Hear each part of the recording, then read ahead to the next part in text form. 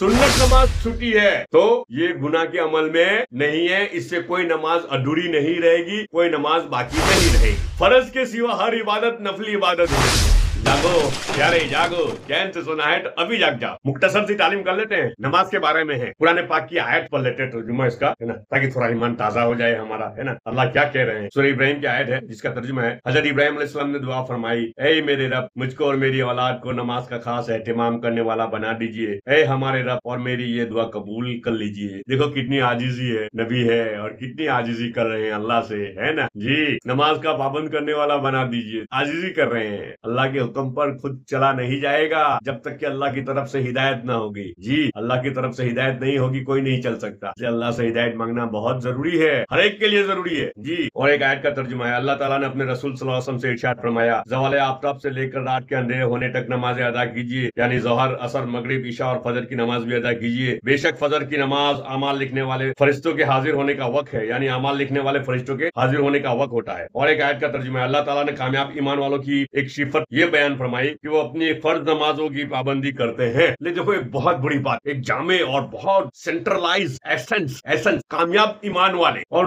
उनकी खास खूबी क्या है, फर्ज नमाजों की पाबंदी। क्या है, फर्ज नमाजों की पाबंदी। फर्ज नमाज, देखो सुनो मेरी बात सुनो, अल्लाह पाक ने कहा है, वो फिर से पढ़ रहा हूँ, अल्लाह ताला ने कामयाब ईमान वालों की एक सिफत ये बयान फरमाई कि वो अपनी फर्ज नमाजों की पाबंदी करते हैं, अपनी फर्ज नमाजों की पाबंदी करते हैं। दूसरा कुछ आगे पीछे हो जाए लेकिन फर्ज नमाज आगे पीछे हो सके वहां तक नहीं होगी, है ना, जहां तक मुमकिन है फर्ज नमाज आगे पीछे नहीं हो। अल्लाह ताला का इरशाद है, ईमान वालों, जब जुमा के दिन जुमा की नमाज के लिए अजान दी जाए तो तुम अल्लाह ताला की याद यानी खुतबा और नमाज की तरफ फौरन चल दिया करो, और खरीद व फरोख्त और इसी तरह दूसरे मशागिल छोड़ दिया करो। ये बात तुम्हारे लिए बेहतर है अगर तुम्हें कुछ समझो। ये खास जुमा के लिए है, और इसी की बुनियाद के ऊपर कई उलमाए किराम का कौल भी है कि जब अजान हो जाए, जुमा की अजान हो जाती है, उसके बाद तिजारत करना, कारोबार करना, ये सब कई उलमाए किराम के नजदीक भाई हराम है, क्योंकि यहाँ अल्लाह का हुक्म लग जाता है। जुमा की अजान हो जाती है तो अब खुतबे की तरफ बुलाया है, मस्जिद की तरफ बुलाया है। देखो तर्जुमा फिर से पढ़ रहा हूँ, अल्लाह ताला का इरशाद है, ईमान वालों, जब जुमा के दिन जुमा की नमाज के लिए अजान दी जाए तो तुम अल्लाह ताला की याद यानी खुतबा और नमाज की तरफ फौरन चल दिया करो, और खरीद व फरोख्त और इसी तरह दूसरे मशागिल छोड़ दिया करो। ये बात तुम्हारे लिए बेहतर है अगर तुम्हें कुछ समझो। जुमा के बारे में बात होगी इंशाअल्लाह। खुतबा है और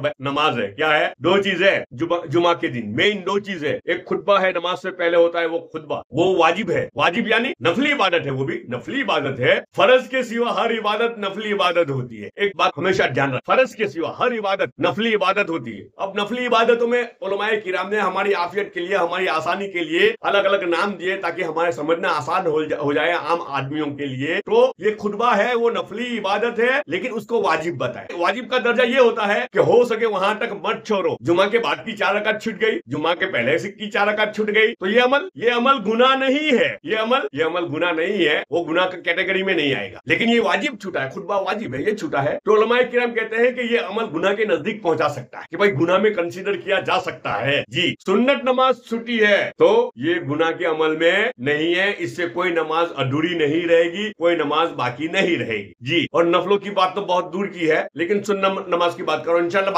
आगे बात करेंगे। अल्लाह पाक हम सबको कहने सुनने से ज्यादा अमल की तौफीक अता फरमाए।